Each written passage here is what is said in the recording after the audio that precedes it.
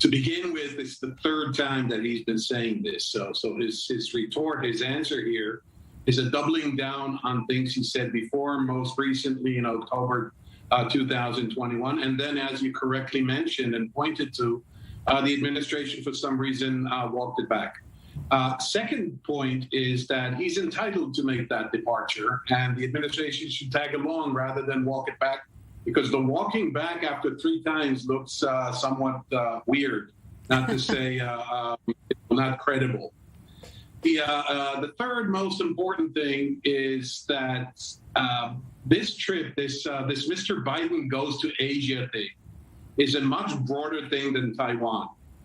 It is essentially challenging China, but it is part of a much broader, much wider scale initiative by the U.S. to shift policy toward the Pacific Rim and the South China Sea. In that respect, he met with the newly elected president of South Korea. His visit today with Japan. And on Wednesday, he's hosting a meeting of the Quad, the informal security partnership that includes the U.S., Japan, Australia, and India. Now, about a year ago, Benita, the Chinese were quickly dismissive of the Quad, saying this is like sea foam, here now, gone tomorrow. Now, all of a sudden, they're ranting and they're riled and they're cursing and they're using all this incendiary language to describe this as a destabilizing act by the U.S. In that context, he was asked about Taiwan, back to the issue at stake here, and he said what he said, and I think people should take him seriously. I mean, there is this tendency, I just have to take this off my chest.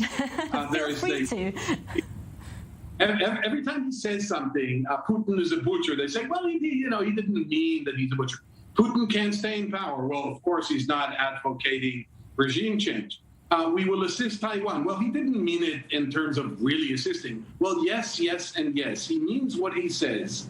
And unlike his 3 predecessors in succession, George W. Bush, Barack Obama, and Donald Trump, all 3 of which committed and vowed to shift U.S. policy away from Europe, away from the Middle East, and to the Pacific, he's actually doing this. And the fact that it takes time for people to come to terms with that is, again, it's really weird. Just listen to what he says and take him at his word.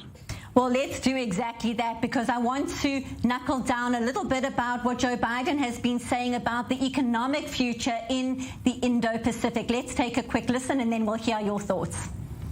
The future of the 21st century economy is going to be largely written in Indo-Pacific, in our region. The Indo-Pacific covers half the population of the world and more than 60% of the global GDP. And the nations represented here today, and those who will join this framework in the future, are signing up to work toward an economic vision that will deliver for all people, all our people. So, Alon, you write in your article in the Haaretz newspaper that this trip could constitute an inflection point in U.S. foreign policy, shaping global politics and security in a way, and I want to quote you, that has not been seen since the end of the Cold War. How so? In terms of the stark shift of policy priorities and definition of interests, U.S. interests, shifting it and moving it, or pivoting it, as the Americans like to say, to East Asia, recognizing and acknowledging China for what it is on a spectrum between a competitor, a rival, and a potential enemy. Biden is now setting up a network of alliances. I referred to one, the Quad. There's another one, AUKUS, which stands for Australia, UK, and the US. So again, a weird name. Sorry for the use of the word weird so many times in this item. But he's setting up a series of alliances that would most definitely redefine the focal point of global rivalry.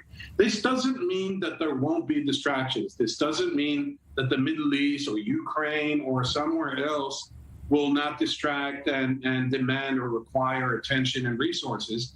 but there is a major transformation of American policy after years of deliberating and just thinking about it and talking about it. There is now an actual allocation of resources, both diplomatic, military, and as the footage showed and you mentioned, also economic. He knows where the world's economy. I mean, look, you take the two largest economies, the U.S. and China. Then you take the third, Japan. Then you take the sixth or seventh, India. And there you have it. It's all in the Indo-Pacific region. With India, the definition Indo-Pacific is a broader geopolitical term than just the Pacific Rim, but that's the gist of the idea. Right. It is a point of inflection. The thing, just one sentence, the thing about points of inflection is that contemporaries rarely see them. It's going to take some time, and maybe I'm wrong about this. Maybe it's not a point of inflection, but it is most definitely a point of departure from previous policies. We certainly will be watching to see exactly how things unfold. And as you've mentioned, that meeting with the Quad, what comes out of that, we will be watching in the coming days. As always, we appreciate your insight, Alon Pinkas, former Israeli Consul General in New York and former foreign policy advisor to Prime Ministers Ehud Barak and Shimon Peres. As always, we appreciate your time. Thank you.